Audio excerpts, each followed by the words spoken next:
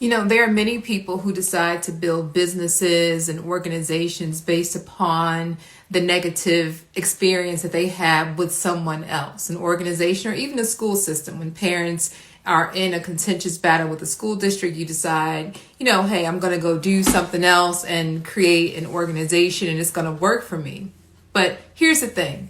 When the ball is now in your hands and the ball that you create, the organization or the thing that you create is based upon what someone else did not do, how they fell short for you from your perspective, and it may even be true.